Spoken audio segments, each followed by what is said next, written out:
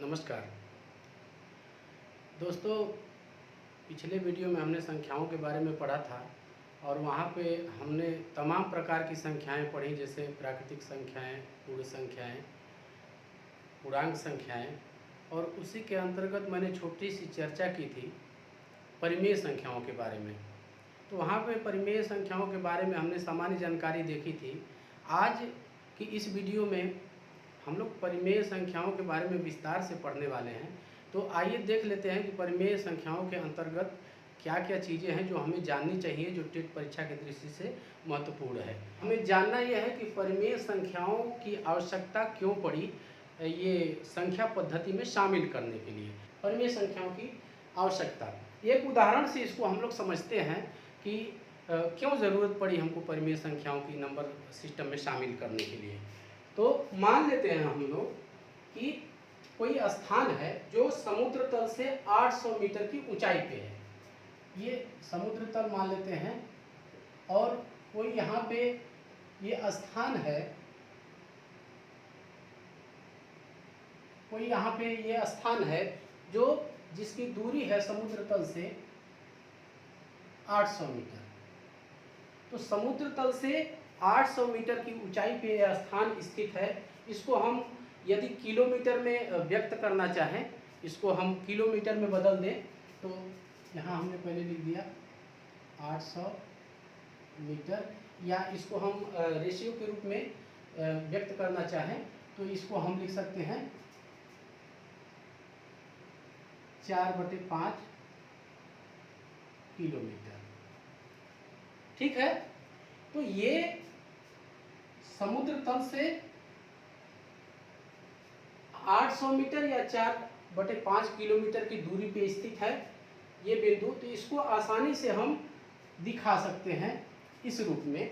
लेकिन दूसरी कंडीशन जो आती है, दूसरी कंडीशन ये है कि यदि कोई स्थान समुद्र तल से नीचे 800 मीटर की ही दूरी पे हो, तो क्या इसको हम इस तरह से दिखा सकते हैं? इसको भी हम 4/5 किलोमीटर इसको दिखा सकते हैं। जब ये प्रश्न हम करेंगे तो हमारा जवाब होगा नहीं। तो फिर ऐसी कौन सी संख्या है जो इस दूरी को दिखा सके?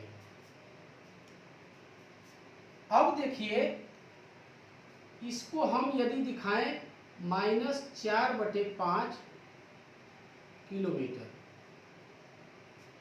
यदि इसको हम -4/5 किलोमीटर दिखाना चाहें तो ये हम दिखा सकते हैं। लेकिन यहाँ दिक्कत क्या है? -4/5 पे थोड़ी सी हम बात करते हैं। तो यहाँ 2 क्वेश्चन में लिखता हूँ। यदि भिन्न के संदर्भ में बात करें तो -4/5 भिन्न नहीं है। क्यों? क्योंकि भिन्न कभी ऋणात्मक नहीं होती। तो ये निगेटिव हो गया। क्या -4/5 एक पूर्णांक है? जी नहीं, -4/5 पूर्णांक भी नहीं है। तो -4/5 भिन्न भी नहीं है, पूर्णांक भी नहीं है, तो फिर वो है क्या? यहीं पे हमें आवश्यकता हुई एक ऐसी संख्या का जो ऋणात्मक संख्याओं को भी दिखा सके, और इन्हीं संख्याओं को हम लोग कहते हैं परिमेय संख्या। परिमेय संख्या की आवश्यकता हमको इसीलिए पड़ी, इसमें निगेटिव मान भी हम दिखा सकते हैं। यही इनको हम, अगर इसे हम प्रश्न को और आगे बढ़ाते हैं तो क्या -4/5 एक परिमेय संख्या है?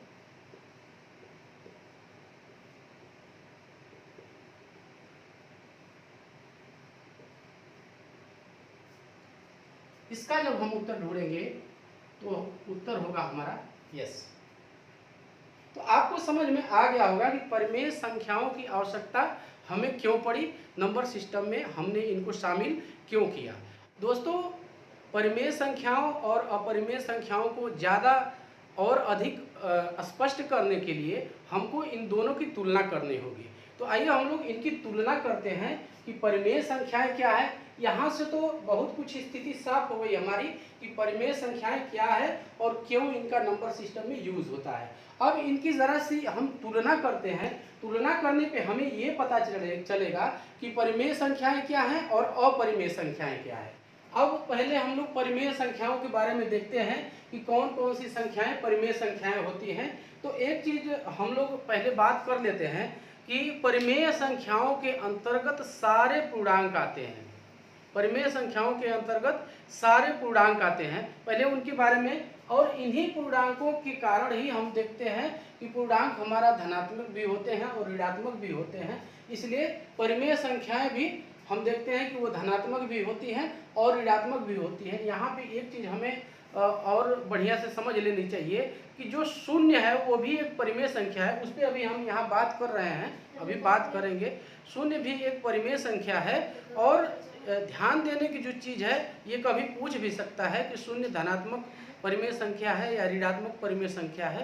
तो हमारा वहाँ पे आंसर जो होगा वो शून्य जो है न तो धनात्मक परिमेय संख्या है और ना ही ऋणात्मक परिमेय संख्या है। ये हमको देखना पड़ेगा। यदि किसी ऑप्शन में धनात्मक या ऋणात्मक दिया हुआ है और एक तीसरे ऑप्शन के रूप में इनमें से कोई भी नहीं है, तो हमको इनमें से कोई नहीं ही करना होगा, क्योंकि शून्य न तो धनात्मक परिमेय संख्या है और ना ही ऋणात्मक परिमेय संख्या। अगर इंटीजर्स की बात की जाए, पूर्णांकों की भी बात किया जाए, तो शून्य न तो धनात्मक पूर्णांक है और ना ही ऋणात्मक पूर्णांक है। आइए पॉइंट पे चलते हैं अपने।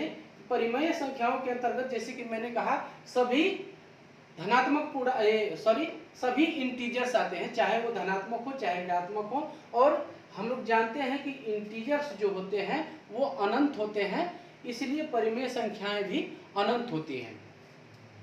जैसे हम लोग एक उदाहरण देखते हैं, जैसे हम लोग लिखते हैं कि जो भी भिन्न संख्याएं, जैसे 1/2, 3/4, 5/6, ये जो भिन्न संख्याएं हैं। अब इन भिन्न संख्याओं की जब हम बात कर ही रहे हैं तो हमको ये एक चीज भी क्लियर कर लेनी चाहिए। जैसे -1/2, माइनस कुछ भी लिख सकते हैं,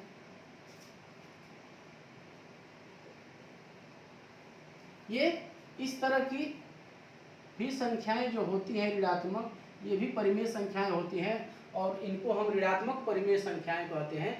यहाँ पे एक चीज़ मैं आप लोग के समक्ष स्पष्ट करना चाहूँगा, ये चीज़ें हमें समझनी चाहिए कि एक लाइन में इनको यदि हम कहें तो हम देख रहे हैं कि सभी भिन्न परिमेय संख्याएं हैं, सारी भिन्न परिमेय संख्याएं हैं, लेकिन सभी परिमेय संख्याएं भिन्न नहीं हैं। क्यों नहीं है? क्योंकि परिमेय संख्याएं ऋणात्मक भी होती हैं और भिन्न जो है कभी ऋणात्मक नहीं होती है। मैं यहाँ पे एक लाइन लिख देता हूँ, ये चीज़ और ज़्यादा साफ हो जाएगी। बस इस लाइन को हमें अंडरलाइन करना है। सभी परिमेय संख्याएं भिन्न नहीं होती। क्यों? क्योंकि देखिए ये भी तो एक परिमेय संख्या है, -5/6। क्या यह भिन्न है? नहीं है। इसलिए सभी परिमेय संख्याएं भिन्न नहीं होती। सभी पूर्णांक जो होते हैं वो परिमेय संख्याएं होती हैं। तो क्या एक भी परिमेय संख्या है? बिल्कुल बिल्कुल। एक को भी, जैसे हम एक को ही लेते हैं, एक को हम लेते हैं, एक को हम P/Q के रूप में लिख सकते हैं। एक को P/Q के रूप में लिखा जा सकता है। कैसे? 1/1, 2/2, 3/3, ये सारे P/Q के रूप में है, इसलिए हम एक को परिमेय संख्या कहेंगे। शून्य भी परिमेय संख्या है, जैसे कि हम लोग बात कर चुके हैं कि शून्य को भी हम 0/1, 0/2, 0/3 यानी P/Q के रूप में लिख सकते हैं। P और Q दोनों पूर्णांक हैं और Q 0 नहीं है। ये हम लोग देख सकते हैं कि Q 0 नहीं है, इसलिए 1 और 0 भी परिमेय संख्याएं हैं। दोस्तों अब देखते हैं अपरिमेय संख्याओं के बारे में। हम अपरिमेय संख्याओं पे आते हैं। अपरिमेय संख्याएं क्या होती हैं?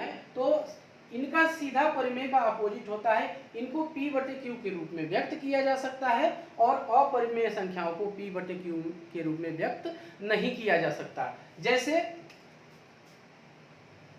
√3, √5, √7 और इसमें हम पाई को भी शामिल करते हैं। यहाँ मैं स्पष्ट कर दूं एक चीज, जब बात आ गई है तो देखिए यहाँ √4,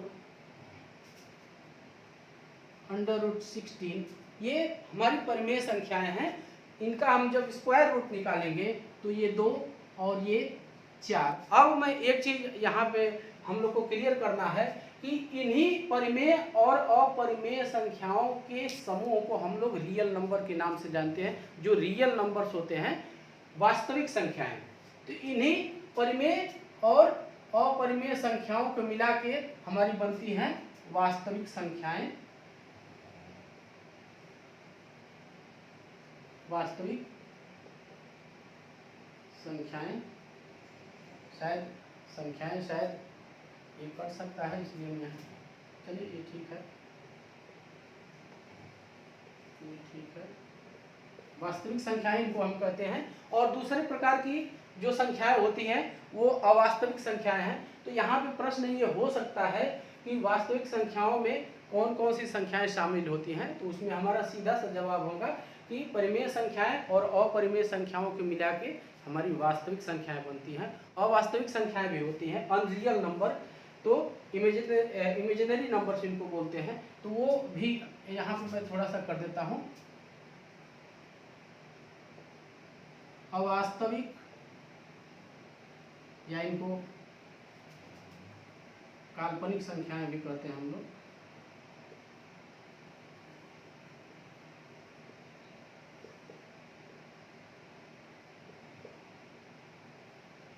संख्याएं, इस प्रकार की संख्याओं के कुछ उदाहरण हम देख सकते हैं, जैसे √-4, √-5 इत्यादि। ये जो है ये काल्पनिक संख्याएं हैं। दोस्तों, जो अगला परिमेय संख्याओं के अंतर्गत हमारा बिंदु आता है वो बिंदु है परिमेय संख्याओं, दो परिमेय संख्याओं की तुलना। दो परिमेय संख्याएं हो उनकी हम तुलना कैसे करें, तो आइए देखते हैं कि इसके अंतर्गत हमें क्या जानने की आवश्यकता है। दो परिमेय संख्याओं की तुलना, जैसे कोई भी दो परिमेय संख्याएं दी हुई हो और उनकी हमको तुलना करना हो उनमें कि कौन छोटी है और कौन बड़ी है, तो इसके दो तरीके हैं। दोनों तरीके मैं आपसे शेयर करूंगा। दोनों तरीके हम लोग को जानना चाहिए, क्योंकि ये दोनों तरीके महत्वपूर्ण है। क्योंकि जब दो परिमेय संख्याओं की हमको तुलना करनी होगी तो जो मैं पहला तरीका हम लोग जानेंगे वो ज़्यादा हमको सुटेबल होगा। लेकिन यदि दो से अधिक जब परिमेय संख्याएं हो जाएंगी तो वहाँ पे हमको दूसरा तरीका लगाना पड़ेगा, क्योंकि उसके बाद तो हमें उनको असेंडिंग या डिसेंडिंग बनाना होगा, तो दूसरा तरीका ज़्यादा कारगर होगा। कैसे ये होगा, आइए हम लोग देखते हैं। पहला तरीका पहले क्या है, ये एक फार्मूला है दोस्तों। दो परिमेय संख्याओं की तुलना करने के लिए हम लोग प्रयोग करते हैं, वो फार्मूला हमारा है। जैसे दो परिमेय संख्याएं हैं a/b तथा c/d, इनकी हमको तुलना करनी है। तो मैं एक लाइन में आपको बताऊं तो बहुत आसानी से आप इनकी तुलना कर सकते हैं। जैसे अब यहाँ पे कुछ कंडीशन है, उस कंडीशन को हमको ध्यान रखना पड़ेगा कि वो कंडीशन क्या है, और उसी कंडीशन के आधार पे हम उनकी तुलना करेंगे। कैसे, हम बस गुणा करेंगे, a/d और b/c। पहली कंडीशन उसमें है, यदि AD बराबर है BC के, तो दोनों परिमेय संख्याएं a/b और c/d बराबर होंगी। AD बराबर BC यानी a/d b/c से बड़ा है, सॉरी बराबर है, तो ये दोनों परिमेय संख्याएं बराबर होगी। और इनको हम लिख सकते हैं a/b बराबर c/d, ये बराबर होगी। दूसरी कंडीशन हमारी आएगी यहाँ पे, यदि AD is greater than BC, इस कंडीशन में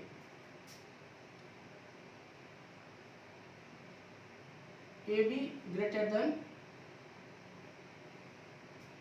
इसके विपरीत तीसरी जो हमारी कंडीशन है, यदि ए गुणे डी लेस देन बी गुणे सी, ए बटे डी लेस देन सी बटे डी। तो ये चीज क्लियर हो गई। ये तीन स्थितियां हो सकती हैं। अब एक हम लोग यहां पे उदाहरण लेके देखते हैं।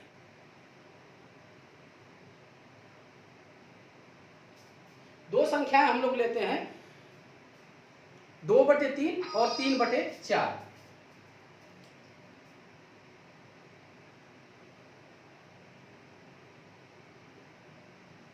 अब इनमें हमको पता करना है कि कौन सी संख्या बड़ी है। तो पहले इनका हम एडी और बीसी निकालते हैं। मान लेते हैं इस तरह से हमारा ये ए बी हो गया और ये दूसरा वाला भिन्न हमारा सी डी हो गया। अब एडी बीसी इनका हम लोग निकाल लेते हैं। तो एडी कितना होगा, 2 चौके 8। बीसी हमारा कितना होगा, 3 तिहाई 9। यहाँ पे हम देख रहे हैं कि एडी जो है वो बीसी से छोटा है। ये जो भिन्न हमारी है 2/3 वो 3/4 से छोटी होगी। यानी हम इसको लिखेंगे 2/3 इज लेस देन 3/4। इसी तरह से एडीबीसी इन तीनों कंडीशंस में निकाल के और हम लोग आसानी से जान सकते हैं कि दो भिन्नों में कौन छोटी है और कौन सी बड़ी है। दूसरा तरीका जो है दोस्तों, दूसरा तरीका भी हम देख लेते हैं। इन्हीं संख्याओं को लेते हैं 2/3 और 3/4। यहाँ पे हम इनका हर बराबर कर लेंगे। जो इनका डिनोमिनेटर है इसको बराबर कर लेंगे और फिर इसके बाद तुलना करना आसान हो जाएगा कि कौन भिन्न बड़ी है और कौन छोटी है। इसी तरह से बहुत छोटे छोटे प्रश्न पूछ लेता है और उसी में हम लोग कंफ्यूज होते हैं। इनका हर हम बराबर करेंगे तो इसका एलसीएम ले लेंगे, साधारण सी बात है। और दोनों संख्याओं में जो दोनों हमारी भिन्न है उसमें समान संख्याओं से ऊपर नीचे गुणा कर देंगे। तो ये 12 है, यानी हमको 12 यहाँ पे लाना पड़ेगा। तो यदि 2×4 हम कर देते हैं और यहाँ 3×4 कर देते हैं, इस तरह से इस परिमेय संख्या के मान में कोई अंतर नहीं होगा। और यहाँ पे हम ×3 कर देंगे और यहाँ 3 कर देंगे तो हमको दोनों के हर हमको 12 मिल जाएंगे। जैसे अब इसमें करेंगे तो 4 दूना 8, ये 8/12 होगा। और यहाँ हम करेंगे तो 3 तिहाई 9। अब ये जब हमने इनको सिमिलर बना लिया, जब ये हर हमने बराबर कर लिया, तो इन दोनों में हम आसानी से तुलना कर सकते हैं कि कौन सा परिमेय संख्या कौन सी छोटी है और कौन सी बड़ी है। Less than 3/4।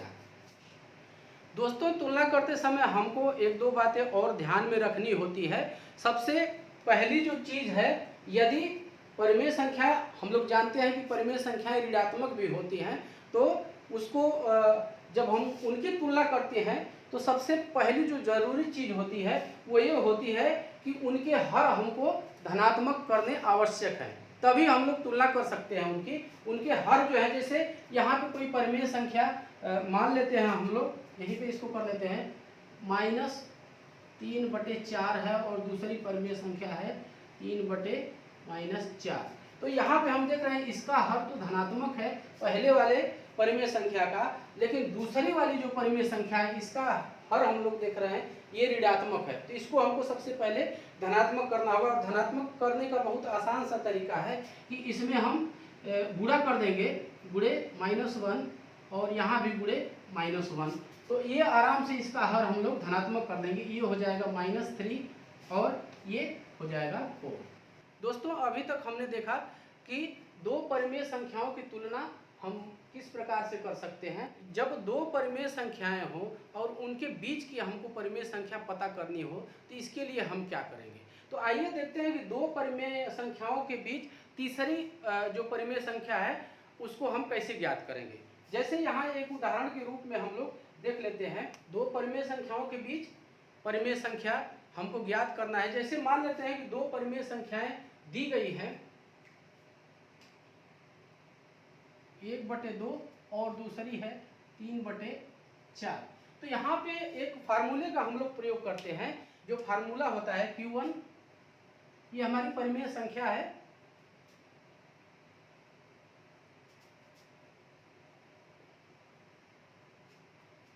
Q1 बराबर 1/2 गुणे x प्लस वाई।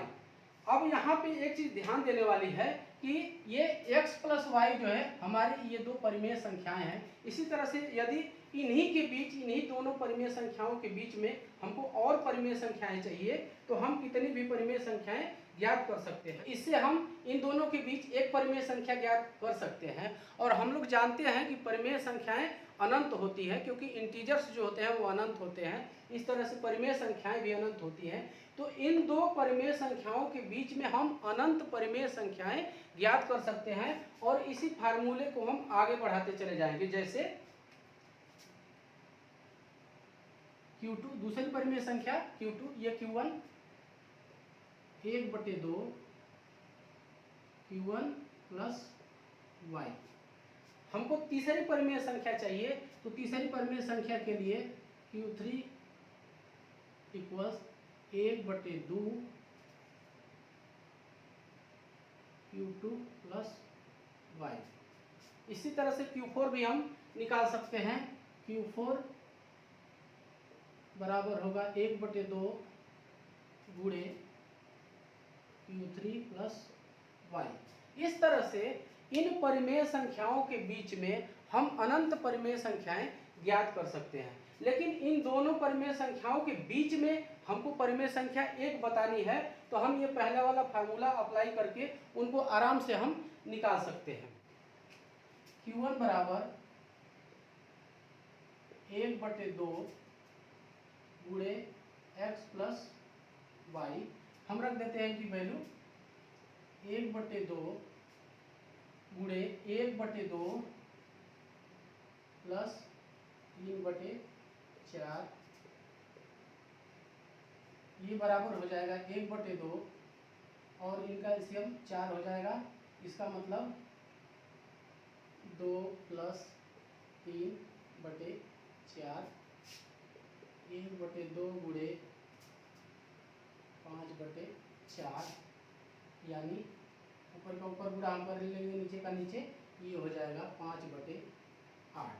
इस तरह से 5/8 जो परिमेय संख्या होगी वो 1/2 और 3/4 के बीच में होगी। दोस्तों, मैंने कोशिश किया कि परिमेय संख्याओं में जो भी महत्वपूर्ण बिंदु हो उनको हम लोग जाने में आप तक पहुंचा सकूं।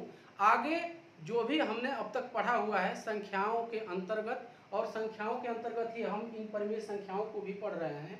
अब जो आगे हम लोग देखने वाले हैं वो संख्याएं और परिमेय संख्या से किस तरह के प्रश्न आते हैं, जो प्रश्न आ चुके हैं या फिर जो प्रश्न आ सकते हैं, उन न्यूमेरिकल प्रश्नों को हम लोग आगे की वीडियो में देखेंगे। आज की वीडियो देखने के लिए बहुत बहुत धन्यवाद। मिलते हैं अगले वीडियो में, तब तक के लिए नमस्कार।